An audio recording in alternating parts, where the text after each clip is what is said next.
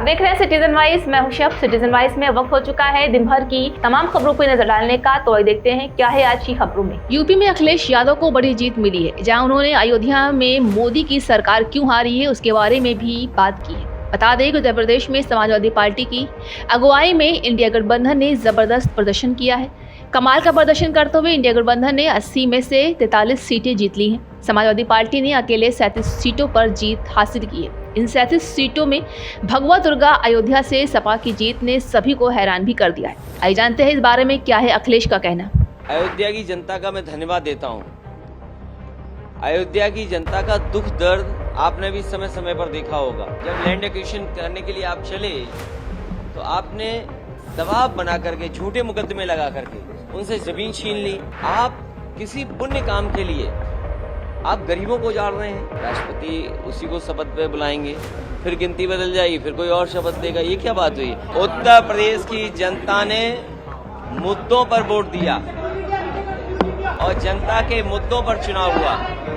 जनता ने अपने मुद्दों पे मतदान किया और भारतीय जनता पार्टी की बड़ी हार उत्तर प्रदेश में हुई है। जहां तक सरकार बनने का ना बनने का है, सरकारें बना करती हैं, सरकारें गिरा करती हैं। सरकार में बहुमत नहीं हो तो बहुत लोगों को खुश कर करके सरकार बनानी होती है। मुझे लगता है ये खुश करने की जो कदम चल रहे हैं, खुश करने के लिए जो फैसले हो रहे हैं, और सब गिनती का सवाल होता है। सरकारें जब खुश करके बनाई जाती हैं तो कोई और खुश कर देगा तो उधर चले जाते हैं लोग। हमें उम्मीद है कि जनता ने जो फैसला देश के सामने लिया है, संविधान, आरक्षण और लोकतंत्र मजबूत हो, हमें उम्मीद है कि आने वाले समय में ऐसी चीजें आप देखोगे कि लोग उनके लिए साथ खड़े दिखाई देंगे। अयोध्या से भी आप लोगों को जीत मिली है। कल से लेकर अयोध्या को लेकर लगातार चर्चा हो रही है कि बीजेपी वहां से हारी है। देखें, सच्चाई तो ये है कि भारतीय जनता पार्टी और सीटें भी हार जाती है उत्तर प्रदेश में। भारतीय जनता पार्टी और भी सीटें हारती उत्तर प्रदेश में। आप जब अयोध्या का नाम ले रहे हैं, अयोध्या की जनता का मैं धन्यवाद देता हूं। अयोध्या की जनता का दुख दर्द आपने भी समय समय पर देखा होगा। उन्हें जो उम्मीद थी वहां की जनता को, जिस तरह के सरकार का कामकाज था, लोगों को मुआवजा नहीं दिया सही जमीन का, लोगों के साथ अन्याय किया, आपने मार्केट की कीमत से जमीनें नहीं ली उनकी।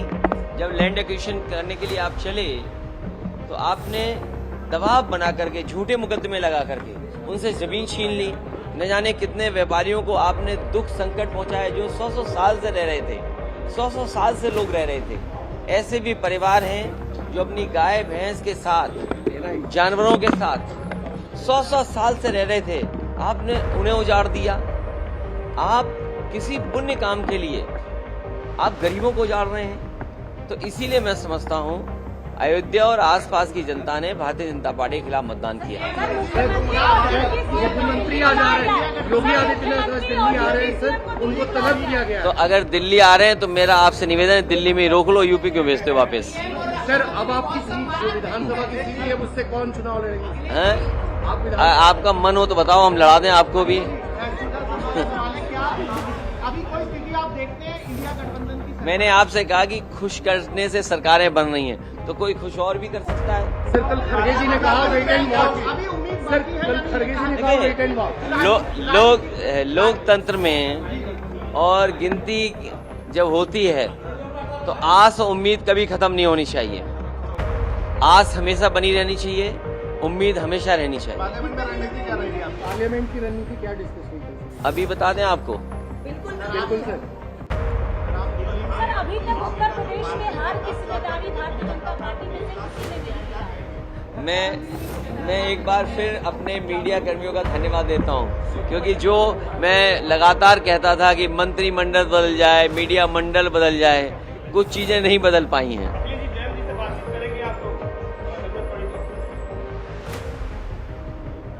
नौकरी का सवाल पे क्या? मैं समझता हूँ अग्निवीर व्यवस्था तुरंत खत्म होनी चाहिए।